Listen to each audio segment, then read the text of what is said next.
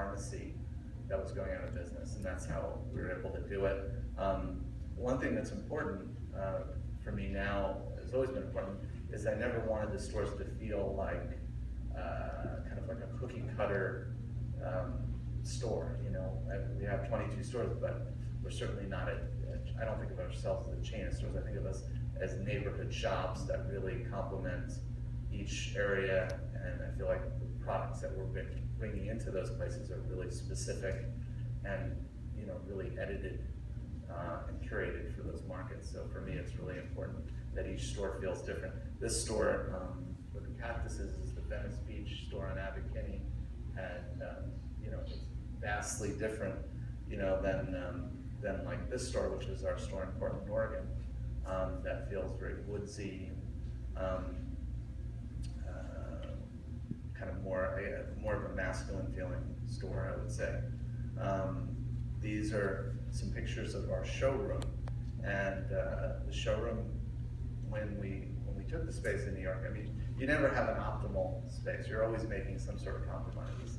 The compromises here was that it really stunk of chemicals because it was a photo laboratory, and the ceilings were like 7 feet high.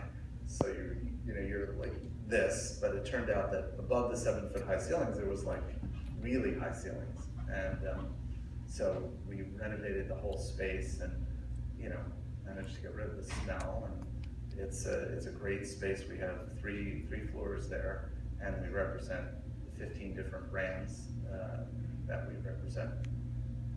This is a picture of one of our shows, and you know, the collection has really grown so much. In the beginning, it was, you know, it was mostly shirts, some blazers, some little bit of pants, and now it's men's, it's women's, it's kids. We do our own eyewear, we do our own shoes, we do our own bags, sweaters, and it's really interesting because, you know, we weren't able to do this in the beginning, and I think that that's something that, you know, while the brand has a lot of stores, it has kind of a big presence. It's really not a big brand when I think about a lot of brands that are department store brands, because we're not a department store brand. We do wholesale, but very, very little, and I would say 90% of the business is in our own stores. So if that's the case, if you have a business model like that, how are you going to actually grow? The only way you can really grow is to build your online business and then to build your brick and mortar retail business. And for us, it was also about the value proposition.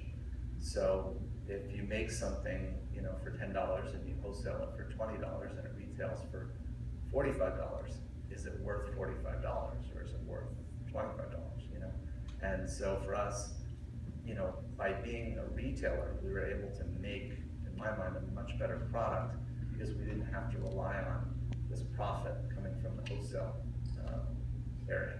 So we've been able to do that to today. And when we do wholesale, I look at it really as a marketing opportunity. And we just changed our policy, for example, this past season, and we increased our minimums quite a bit, and we lowered our, we decreased the time that you had to order. We essentially made it much more complicated for retailers to buy. And the reason why we did that was because we found that in the past what was happening was, you know, we had to guess. And so for those of you that are fashion majors that have to book your fabric orders and things like that, one of the things that happens is that, you know, you have your selling window, which might be 3 months, but you have your window to order fabrics, which might be a month.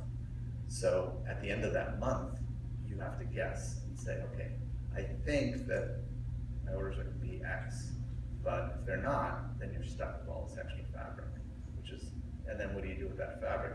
Ultimately, you have to sit on the fabric, or you make it and then you sit on the clothes and hope that you're going to sell it, and then your sell-throughs are not as good. So we really wanted to kind of deal with people that were really serious.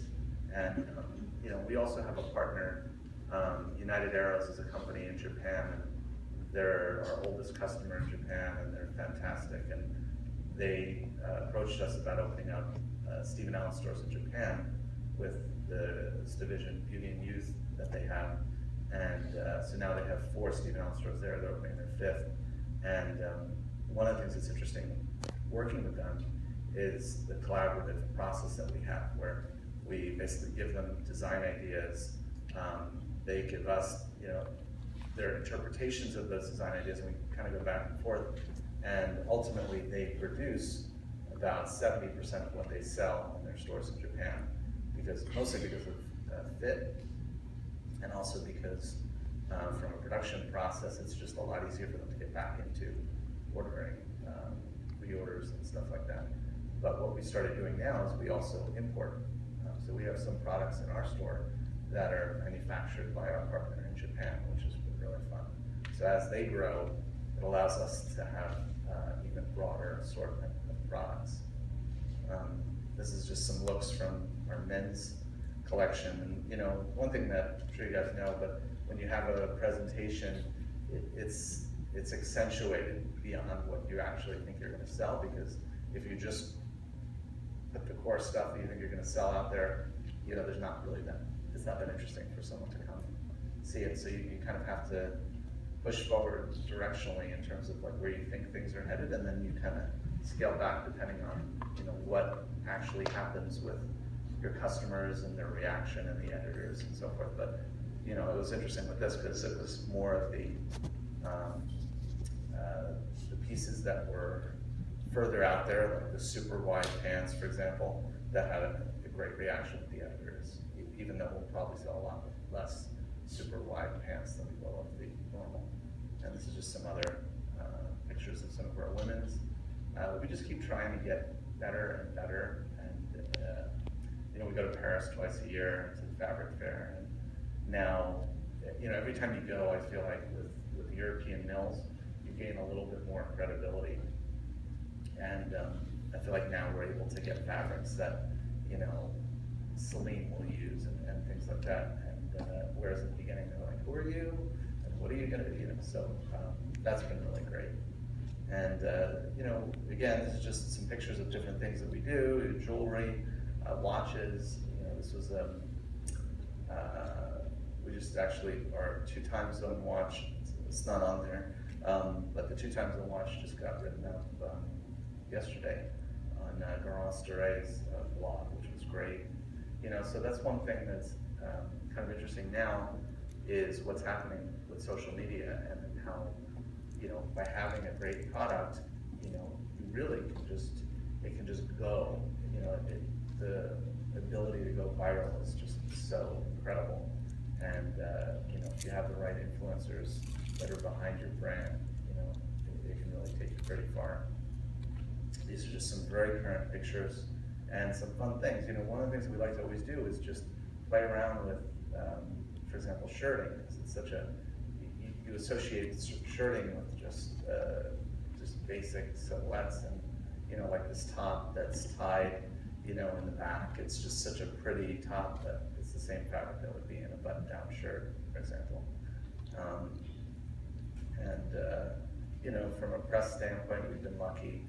There was a couple articles that were written early on. There was one called "The Shirt That Ate Manhattan" in New York Magazine, and that came out, and that really got us, known on a national level, I would say. We started selling more wholesale, to stores on the West Coast and so forth. And these are offices here. This is where I work every day on Harrison Street in Tribeca. So this is really fun. So I feel like it's come so far from the little space that was the size of the bathroom to where we are now, which is on an entire floor in this beautiful building. So I'm very lucky about that.